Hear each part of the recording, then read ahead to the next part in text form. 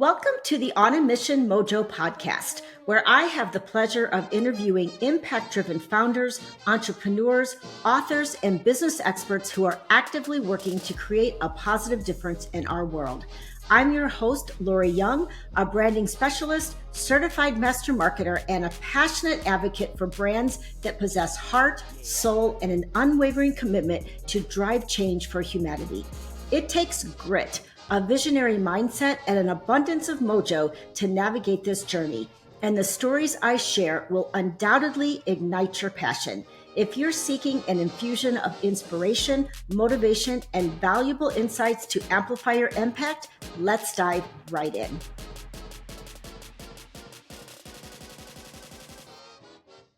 Welcome to episode 39 of the On a Mission Mojo podcast.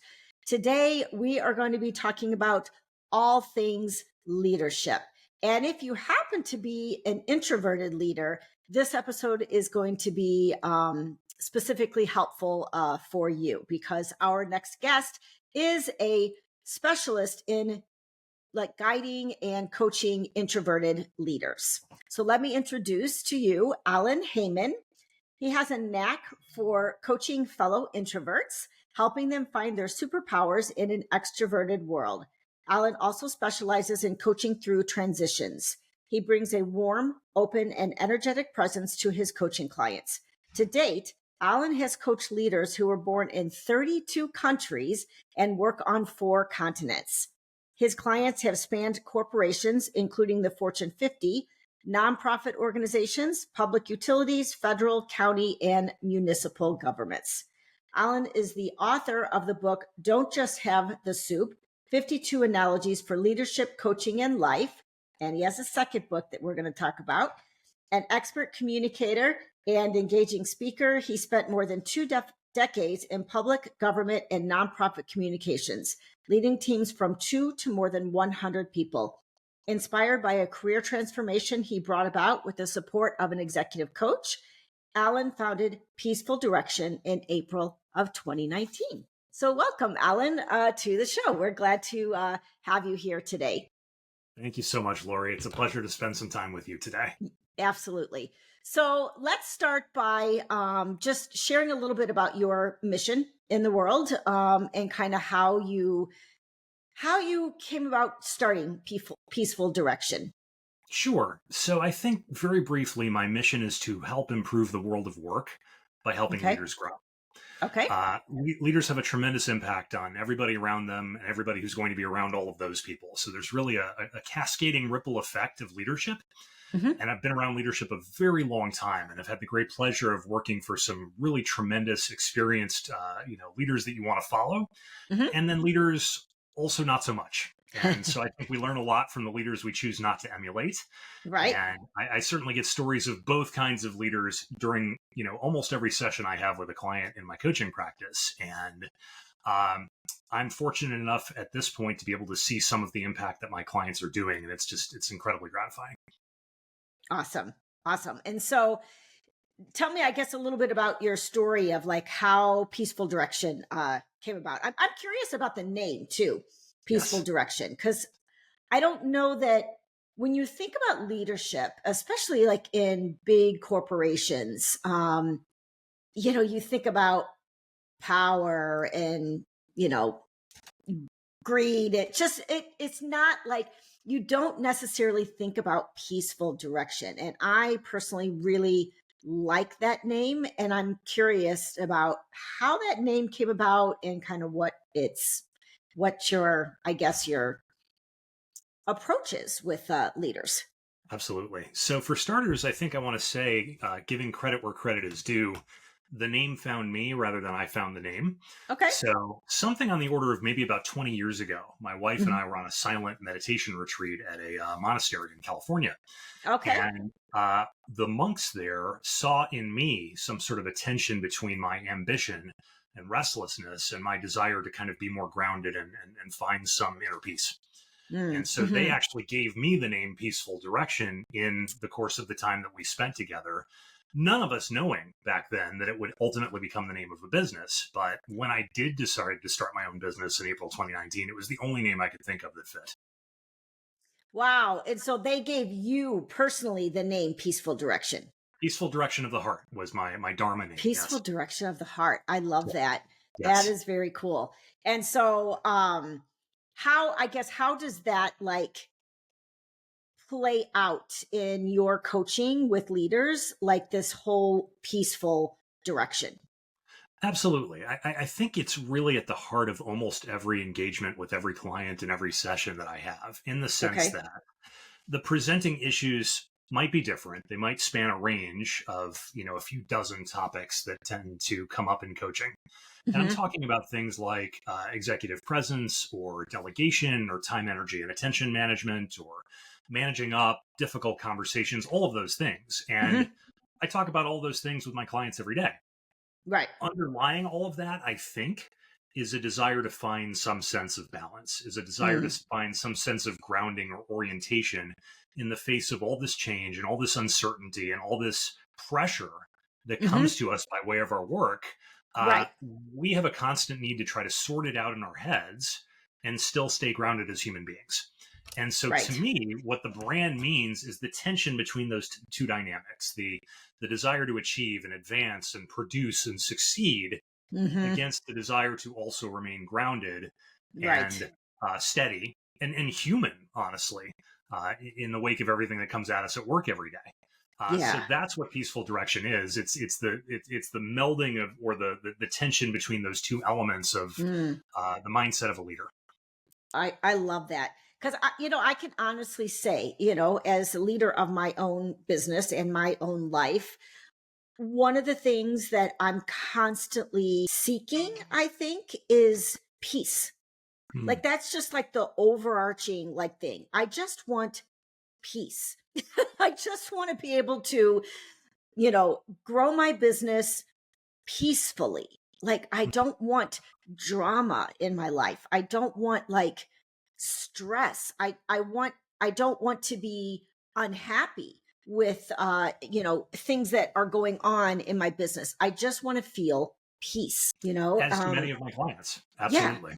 absolutely.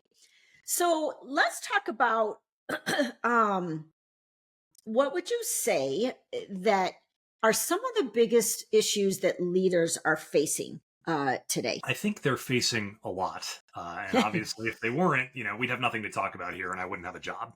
Right, right. Uh, it just seems like the complexity is multiplying. The Okay. number of issues that they might confront on a daily basis and the type of issues and from which direction.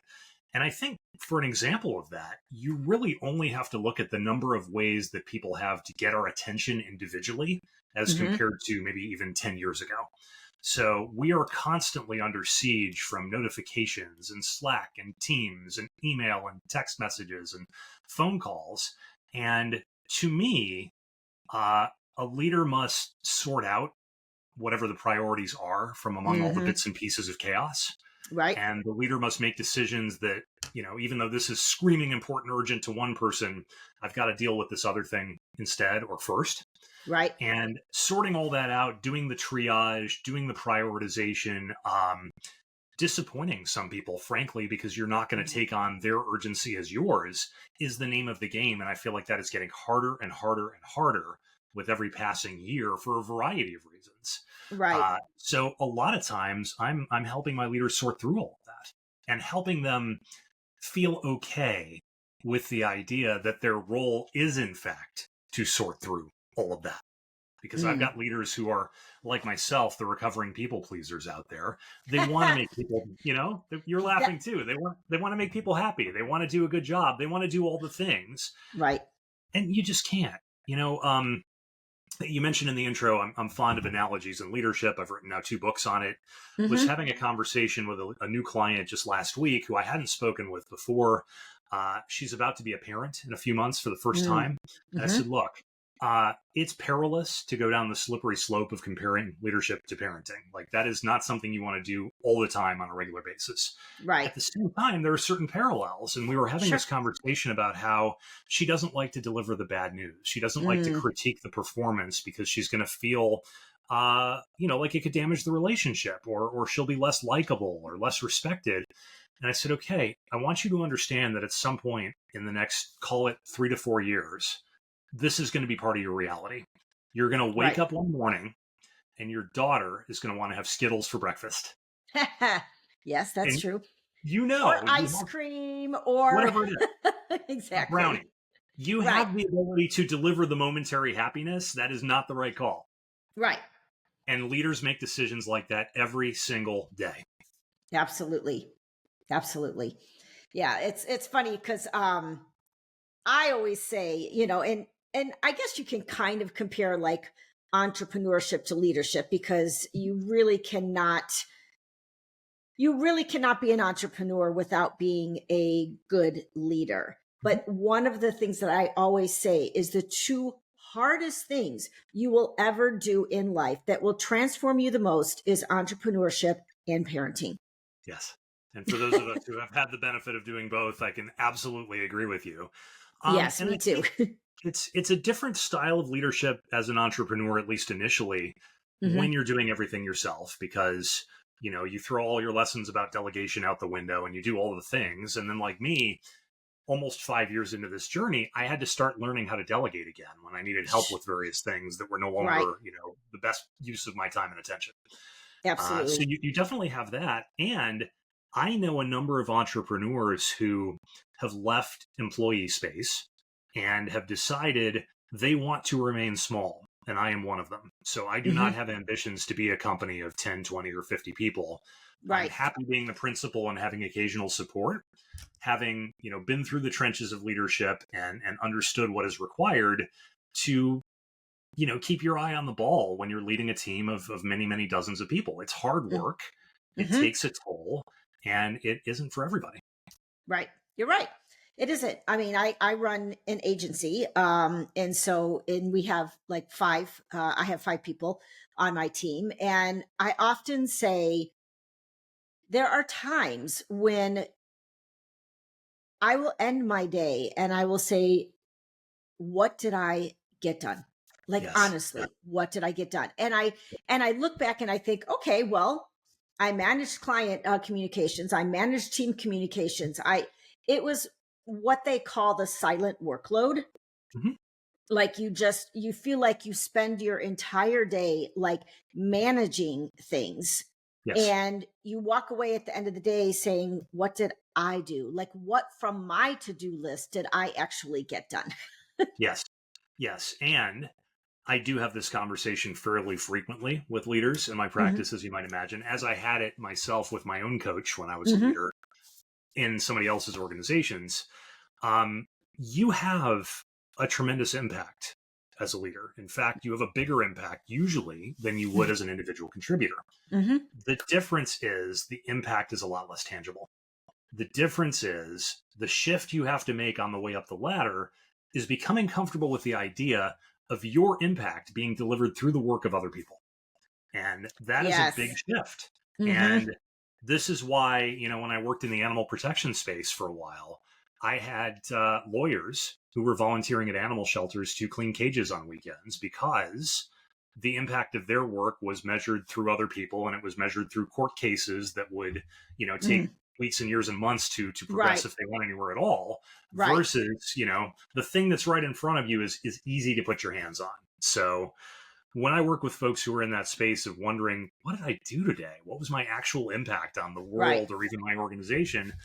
The conversation often turns toward what can you put your hands on today that will make it at least feel tangible for you. Yeah. I mean, that's always, obviously you are moving projects along. But I think one of the things that you said that kind of struck me was the impact that we have as a leader. Mhm. Let's talk about some of the things that make a leader like really good and really impactful. Like I'm always asking myself, like, how can I be like a better leader? Like, Yes. how can I change myself? How can I grow myself to be a more impactful leader in the world, with my clients, with my team? What really makes a leader like impactful? Um, a lot of it depends on style. And Okay. so when you're talking about style, you're talking about a series of characteristics that are different from leader to leader. There are some characteristics that you have in common, but there are also a lot of differences. One thing that I would start to take a look at almost immediately would be what is it that you might be able to subtract from the picture or from your portfolio that will help you be more effective at the things that you actually do need to have your hands on. Because I think the thing that a lot of leaders fall into is that it's all a process of addition. I'm adding staff, I'm adding responsibilities, I'm adding perhaps salary, I'm adding words to my title. And I think that in leadership effectiveness, there's also a process of subtraction, in the sense that you can't care about all of the things that you cared about in your old job before you got promoted. Right. Somebody else has to care about those things. If you're in a position where you are now managing teams of software engineers, it is probably time to get your hands out of the code, even though having your hands in the code feels very good. And it's what got you into management in the first place. Right, exactly. So I think it's that examination of what does my purview, what does my portfolio look like? What's missing in it? What's here that I don't need anymore? And what does that say about my identity as a person? I think these are all things that I'd be working through with a new leader, or even somebody who's just looking to grow. Right. Because I feel like we're in automatic mode and we just do a lot of the time without examining these key elements of leadership that can help make us more effective. Right. Yeah, I know that one of the things that I think about when you talk about subtracting in my own business, it's like, okay, what if, because it's kind of a dream for me, what if I had a manager that managed my team for me? And I just handled client interactions and or business development or whatever, right? And I think, oh my God, like that brings me anxiety, because number one, I love my team and I love working with them. Number two, they've been working with me for, anywhere from 3 to 6 years, and they're used to me. They're used to my style of management or my style of leadership, whatever you want to call it. And I wonder, what the results of the team would be. Would they become disconnected from the company because I am no longer managing them? So I noticed there that you listed a number of potential drawbacks or concerns. What would happen with the team? What would they think? At the beginning of this topic, you said it was your dream, and I'm wondering what was dreamy about it for you. Yeah. So for me, like I said, I spend a lot of time managing, wearing a lot of hats, writing content, doing marketing, business development, networking, managing the team, making sure projects are planned and moving forward, all of these things. And sometimes I don't feel like I have the breathing room to effectively do everything well. And I feel like if I had the breathing room, if I wasn't fielding questions and managing the projects and making sure everything's moving along, that I might have more time in breathing room, one, to not feel so burnt out, and two, to network with more people, meet more people that could potentially, I could have a good relationship with, I just that kind of a thing. Yeah. To me, the breathing room is key to the whole conversation. I know we touched on it last, but it's kind of the why behind the whole thing. Right. As in, if you've gotten to a point where you feel like your growth as a leader, your business's growth as a business depends on that breathing room, depends on your ability to do more or better of the things that only you can do, that nobody else in the company can. Right. That, to me, starts a conversation about whether this is the right time to expand and have someone take over the managerial elements that you're not as keen on doing, but you do them because you feel like you have to. Yeah. Yes, I feel like I have to. I, enjoy it. I mean, I enjoy my team and I don't want to lose that relationship with my team. And I think most smaller entrepreneurs feel the same way. Like, they enjoy their team. There's they like being involved in their business. And I think that's something we can talk about too, is how do we as leaders let go of that fear that someone else can't do it as well as we can do it? Right. And this happens when it comes to learning to delegate. I mean, I notice this like when with certain clients, they have a hard time trusting our expertise, and they're hanging on for like dear life. Like, oh my God, I have to hang on. This is my business baby. And the idea of letting go and letting somebody else handle something can be scary. It can. And there's almost a doom loop that forms, as in, I'm the only person who can ever do this stuff. No one else can. Therefore, I'm not going to look. I'm not going to seek. I'm not going to recruit. I'm not going to train. Right. And therefore, it will always be the case that I am the only one who can do this stuff, and the circle continues. So the question is, what is the inflection point that requires or allows somebody to break out of that cycle? Is it we're too busy? Is it I'm burnt out? Is it I'm thinking about my succession plan because I don't want to do this until I'm 90? All of these things can contribute to that. Right. And I will also tell you, there are people out there in the world who absolutely geek out on doing the opposite role to yours and handling all the things that they're excited about and interested in. So they don't have to do the business development and the networking and the creative inspiration and all of that stuff. It's better left in the hands of somebody else. Right. Oh yeah, I can relate to that. I mean, I have 2 copywriters on my team, and oh my God, like if I had to do their job, I would be pulling my hair out. Like, and I consider myself a good writer, but copywriting is a whole different beast. And how you market somebody's brand in a way that's creative and in story, and using, words that punch, and it's sweet and concise and all of that. And I literally would be pulling my hair out if I had to do their job. Well, we want you to keep your hair. And I think what you're speaking to is that as a business grows, you see an increasing need for specialization of role or of type of work. And the good news for those of us who are self-employed or solopreneurs or entrepreneurs who run small companies is it doesn't have to be full-time employees anymore. Right. Exactly. And the example that I can give you from my own business is bookkeeping. So I'm a pretty good bookkeeper. And despite the fact that I was a journalism major and I'm not great at math, I'm a pretty good bookkeeper. And in fact, when I was in my 20s, I did some freelance bookkeeping around town just to help pay the bills. So I know what it takes to do that well.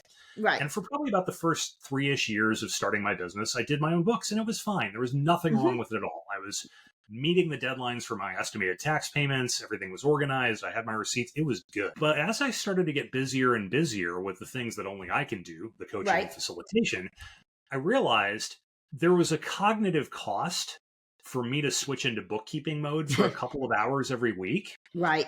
And switch back into coaching and facilitation mode. That maybe wasn't the best use of my energy. Right. Versus there are people out there in the world who are in bookkeeping mode all the time when they are working. Correct. So adding a little bit of my stuff at the margin of what they're already doing, not a big deal for them at all. And as I started to meet with potential bookkeepers, I realized there's nothing unique about my setup. It's pretty ordinary, pretty simple, very few transactions. So I farmed it out and it cost me a few $100 a month, but the space in my brain that it no longer takes up is incredible. Right. And so I think there may be a temptation to just get all these people and all these things set up as you were starting your journey. That was not the right move for me. I needed to kind of experience it and flesh it out and build it first. But whether it's, the bookkeeper or somebody who rebuilds your website after you did your own first kind of basic version for yourself, that kind of stuff is available out there. And you don't really have to do it or think about it as long as you're comfortable trusting someone else to take it over for you. Right. Yeah. And I think that's the key. That's where, at least some business owners or leaders struggle, is trusting someone else to do it for you, because sometimes others do it maybe differently than you would do it. And you're faced with like, oh my gosh, they're doing it differently than I would do it. Not that the way they're doing it is wrong, it could actually be a better way of doing Yes. it, but it's different. And so we have to get used to, okay, someone is doing this differently. It's still working. It's still being done well, but it is different the way I would handle it. Agreed. And going back to what I said earlier, so much about being a leader and growing as a leader is about letting go. Right. So the two little anecdotes I can give you about that, having worked in marketing and communications for almost 25 years before becoming a coach, right? Mm-hmm. I once had a CEO of a large organization where I was running the communications team who used to line edit press releases. Okay. Okay. And he did that because he had a version of my job before I did and because he fancied himself the best writer in the room. Okay. Right. But the point is, between him and the person who actually wrote the press release were 6 layers on the org chart. So imagine the chaos that causes. Imagine the kind of disheartenment or the lack of motivation or inspiration it causes for those 6 layers as it's happening, none of whom, by the way, can do the CEO things for the CEO, right? Right. Right. So that's one example. My other example was I had another boss who was an entirely different mindset. And I would regularly write things for him kind of in his voice, which is a tough thing to master when you're anybody. Of course. And on a fairly regular basis, he would slide the thing across the table to me and he'd say, you made me sound more like myself than I could have. And I was like, this is inspiration. I can work with this, I can achieve, I can take risks, I can try things, knowing that I'm working for somebody who's got my back. That's a big difference. Oh, absolutely. That's huge, huge. I want to switch gears a little bit because I do want to talk a little bit kind of about your expertise, which is coaching introverted leaders. Yes. And I like this topic because I am an introverted leader and I know what struggles I deal with, and I'm curious as to kind of, just some insights that you might have about being an introverted leader. First, let's talk about the challenges. Like, what are some of the challenges that introverted leaders have? Oh, there are many, as you know. And I do think that our leadership environments and our corporate and organizational cultures, for the most part, are still extrovert oriented. And yes. Before I go into my impression of what that means, I just want to throw one thing out there that I think is worthwhile for setting context or perhaps, correcting some misimpressions. So I'm a person who speaks in front of audiences of people for a living and does one-on-one coaching work. And you're a podcast host and we're having a conversation. I like people. I like talking to people and being among people. Right. And I think when you're talking about introvert, extrovert, you're not necessarily talking about a preference. You're talking about where does the energy come from. Right. So the difference is I know these things that I do that I enjoy extract an energy cost that is going to require a recovery. So I spent part of last week at a conference out of town with some people I was just getting to know. It was a bunch of coaches. It was incredibly enriching, learned a lot. And on the plane on the way home, I wanted 2 hours of talking to nobody. I wanted my headphones on and my quiet music so I could just kind of regroup and recalibrate.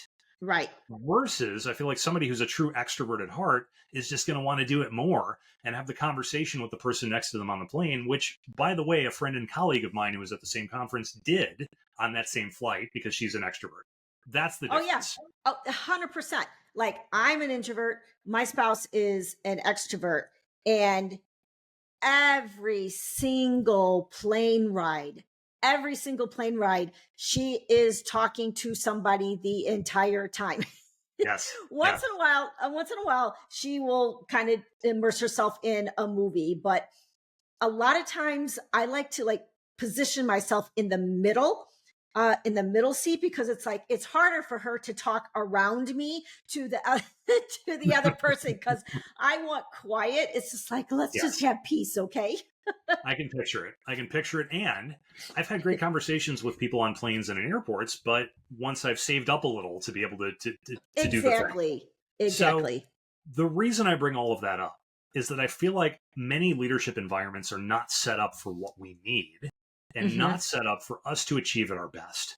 So I help my clients understand that and navigate their way through it because I've done it. Okay. Right. Being in an organization where it's almost like the Hunger Games, in the sense that the loudest or the first person at the meeting to speak up is the one who gets all the chips. Hmm. That's not comfortable ground for an introvert, for Right. people who want to process something internally or give it a little bit of thought, or maybe don't say everything all at once, or Right. don't speak up in every meeting. Right. So I think leaders need to understand that those of us whose brains are wired a little bit differently can achieve, can succeed, can contribute to the fullest extent if you see us, if you understand us, and if you Hmm. help us thrive by making the environment more conducive to us thriving. So that goes to, how do you conduct your staff meetings? It goes to, how do you help people prepare for conversations within a leadership environment? Hmm. It goes to, how do you perhaps even hold yourself back if you're the extroverted leader and you're at the head of the pack, to make Hmm. sure that there's room and space for others to contribute as well, by not being the first person to say anything. True. Uh, I don't hold dear to a lot of, facts or truisms in leadership. Hmm. One thing that I do believe is that if you're the leader of an organization or a team or a group, you can't be in a meeting without it being your meeting. So you've got to take steps to either get yourself out of there so other people can have their meeting, or to Hmm. minimize your presence so that others feel more comfortable contributing, whether that's Right. not speaking until the very end or taking notes on the whiteboard as other people are talking. Hmm. Those sorts of things all make room for introverts. So whether I'm working with an extroverted leader who has this as sort of a curiosity or an idea that they need to do more of, or I'm Hmm. helping introverts navigate and make the space for themselves, it's something that comes up fairly often. And I love helping the introverts, the fellow introverts, feel seen and heard in a way that they perhaps don't at work all the time. Right. Absolutely.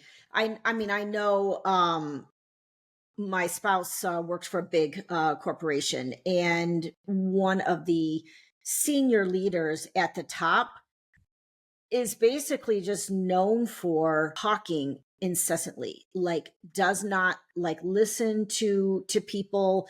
He is just the one just doing all the talking. He's obviously probably an extrovert, but he doesn't leave space for anyone else to share. He doesn't know how to stop and listen to another person's ideas and acknowledge and have a kind of one-on-one conversation, which is where introverts actually shine, Yes, in my it is. opinion. It is. Right? It's I think you're we absolutely right. shine in being able to listen, being able to like really take in another person, having that one-on-one conversation. Yes.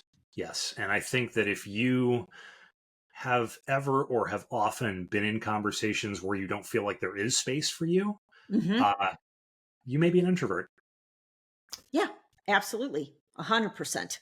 And I think we have to, I think as an introvert, as you kind of said in your bio, be living in an extroverted world, Mhm. we kind of get a bad rep sometimes. Yes. People don't understand us. They have perceptions of us that are not true. Like one of the perceptions that I know that people have about introverts is you don't like people. Yes. Yes. And it's like, Uh, you're that's so not antisocial. true at all. It can be, but it's not universal. So Right. yes, there are antisocial introverts that Okay. exist. True.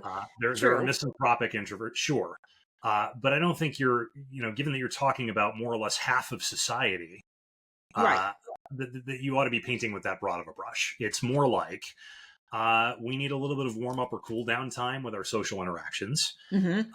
We may be sensitive to noise or excessive stimuli and Hmm. need to recuperate from something like that if we're encountering a lot of it.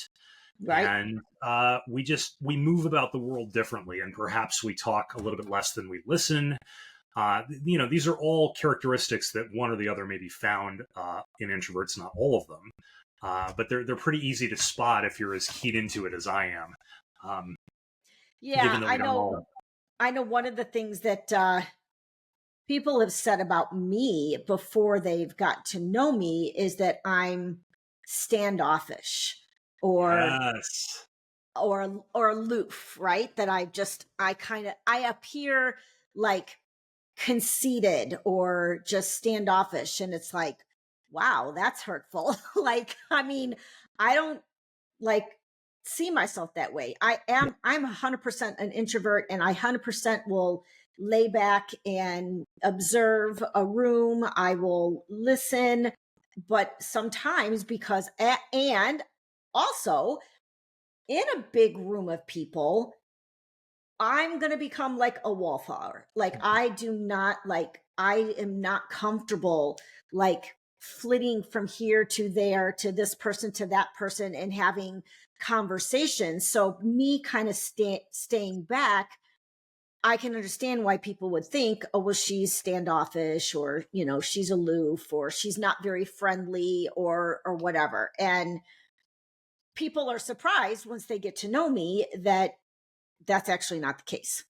Absolutely. And I just want to call out that there's so much judgment in the words that you're using, Mm-hmm. in the sense that people are ascribing elements of your character or personality. They don't even know you, but they're Right. doing that based on how you come across. Right. And I recognize, as someone who does not identify as female, that that's even harder, in the working world, oftentimes for women who are often very much at risk of being judged for being too much this or not enough that. Right. So Right. you've got that element on top of it. But I hear what you're saying, and I think there is a fine line between hard to get to know, or, Mm-hmm. or maybe like a little bit slow to warm up to new people or new situations, and something that sounds a little bit more sinister or nefarious somehow. And I've even had, I've had a couple of decades of practice with this whole introvert extrovert thing. I didn't learn about it as early as I could have in life, which is Mm-hmm. something that possibly would have been helpful. But looking back on it, some of the people I knew, call it college, call it early 20s, I'm like, oh, that guy wasn't a jerk. He was just an introvert. And I had no idea that like this was his way of kind of engaging with the world based on what he knew. Right. Um, and look, there are crossovers that happen between introversion and social anxiety. There are Mm-hmm. crossovers that happen between introversion and, let's say, being on the spectrum. And there are Sure. elements of Mm-hmm. that in people, and we don't know Right. what's going on and how people's minds work. Right. And so for me, what it all adds up to is we show up in the world slightly differently. Mm-hmm. And our workplaces are slowly evolving around the idea that not everybody needs to show up the same. Right. Yes, absolutely. I think one other little difference that I wanted to highlight is the way we process information. Yes. One of the challenges I know between my spouse and I is, she will ask me a question, and what she doesn't realize, I mean, she's coming to realize it now because we spent 10 years together, but it's like she can ask me a question like, what do you want for dinner? Right. And I'm like, inside my head, I'm like, okay, well, we had tacos last night, and I'm not really in the mood for spaghetti. And let's see, what I'm processing all kinds of stuff in my head. Meanwhile, I'm not answering her question. Yes. And she's getting impatient with me. Like, Yes. can you just answer my question? And it's like, Yes. I'm thinking about it. Yes. Yes. Now we joke. She will pretend that she's me. Let's see, we had tacos last night, and I'm not really in the, and she'll kind of, poke fun at me because she knows what's going on inside my head. But I think that's something that's important that we need to understand about introverts in the workplace is they do process information differently, and we may be slower to come out with our answer. Agreed. And I'm smiling because I've had similar conversations with, extroverted friends or colleagues. And I'm imagining the process of deliberation in that situation might not be all that different between the two of you. It's just that she would have it out loud rather Yes, than, exactly. and so you get to know a person and you think, I'm going to ask Lori what she wants for dinner. And she's going to need a minute, and that's okay. Right. Right. And so to me, the way that translates into a workplace or into a leadership context is Lori's on my team. She always knows what to do. Her insights are incredibly valuable. I want to make sure that her contribution is not drowned out by the Mm-hmm. loudest voices in the room. I'm going to give her a minute, or better yet, I'm going to send this meeting agenda tonight instead of tomorrow morning so that Mm-hmm. she's had a chance to work through what she might be contributing. And maybe Mm-hmm. even as we're going around and having the conversation and the ball is ping ponging back and forth across the conference table, I'm going to call on her. Yes. She's going to know I'm going to call on her because I I like that. recognize this is how we elevate voices that are quieter. Yes, and by the way, it doesn't just have to be introverts. If you have somebody who's quiet, if you have somebody who's physically smaller or doesn't speak the dominant language of the group, you Mm-hmm. can do the same thing. Right. It's responsible leadership. Yeah. I like that. That's a really good way to kind of do things a little bit differently, to honor like the different types of people that we have working with us. Yeah, yeah. I And want to P.S. take, by the way, huh? you will have extroverts on your team who are terrified of public speaking and don't enjoy it. So, True. there are ways to adapt around that dynamic as well, either by encouragement or by Right. putting them onto things that they're more interested in or feel better, more comfortable Right. with. I want to take the last few minutes and I want you to tell us about your new book that you have and maybe give us a few little nuggets from that book. Absolutely. So the book is called Embrace Your Inner Peaches. It's available wherever books are sold, or you can go to peachesbook.com. Okay. And it's the sequel to the book of analogies I wrote in 2021 called Don't Just Have the Soup. So each book Okay. is 52 leadership analogies. They're Mm-hmm. organized into different sections like leadership mindset or communication or relationships. And these are things that found their way into my brain through my coaching work, either Okay. because I thought of something on the fly as I was coaching a client, or they may have brought an analogy into a coaching session, which I'm now using in the book by permission. Okay. So my wife is a recently retired elementary school art teacher. She did illustrations for each analogy in each book. So there's hand Okay. Oh, drawn cool. drawings in each one. And it's bite-sized reading, so you don't have to make a big commitment to reading several hundred pages around the same idea, which I would not really feel capable or qualified of writing in the first place. Okay. So they're bite-sized. It's one for every week of the year. You can read it, chronologically in order. You can read it one at a time. It's meant to be pretty easy to interact with. And the long and the short of it is, I think that coaches are in the business a lot of times of helping their clients reframe their own stories.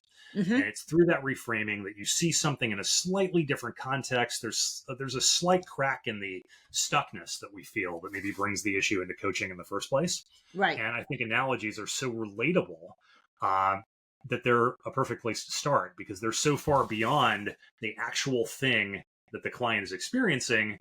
But the trick is to kind of like bring it back into the story. Yeah. So Can you give us one from the book? absolutely can. The first one, and you'll see a lot of my daughter in this book. She's now 15. She's a sophomore in high school. Okay. And the first analogy in the book is called The Parable of the Paper Cut.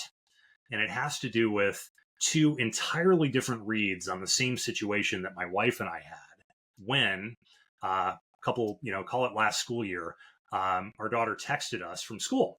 Mm-hmm. And the text was a single line, I cut myself.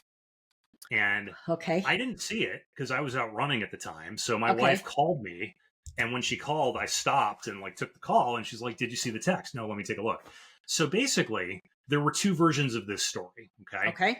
Mm-hmm. One was that our daughter, at our encouragement, was sharing a little bit of herself and her school day because we never know what's going on out there. Right. And, Exactly. As a teenager. Yep. Right. This is the kid who carries around Band-Aids in case somebody else needs one. And Okay. so I'm like, it's a school day. She's probably surrounded by people who can help if she needs it. She's probably just, and my wife was in this sort of she is using her last bit of energy before she collapses unconscious into a pool of her own blood to text her parents. And we got to call the nurse and we got to go to the school.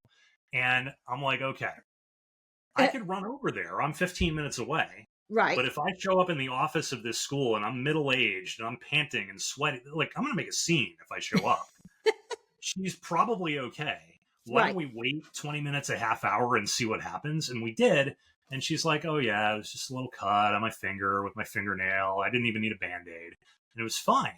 Right. But it made me think about things like this that happen at work all the time.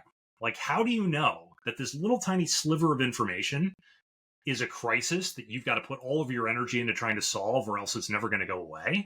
Mm-hmm. Or if it's just like a little piece of information that will just, kind of float off into the ether after a half hour if you even just ignore it.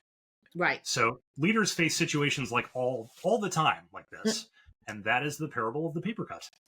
Got it. I love it. Yeah, it reminds me of sometimes when one of my team members will like express a frustration.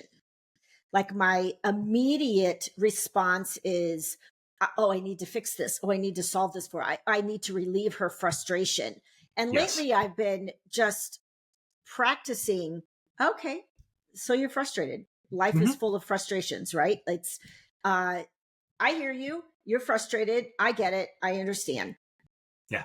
I don't need to do anything more than that, to just acknowledge her frustration and allow her to work through her own frustration, because that's life. I mean, life and business are full of frustrations on a daily basis. Yes. So we have to, and that kind of just reminds me of that same thing. Like, do I need to react and jump in and fix every time like she expresses a frustration? No, I don't. Yeah, agreed. And one question you might ask yourself in a moment like that is, one, what is the minimum level of effort or energy I could put into this situation to do what's required versus the maximum? And two would be, what does this other person actually need in the moment? So do they need advice? Do they need solutions? Do they need a hug? Or do they just need someone to listen? Listen, right. Probably just to listen, but that's a good question that I could pose. What do you need from me? Yeah, and going back to my earlier point about not getting sucked into everybody's urgency.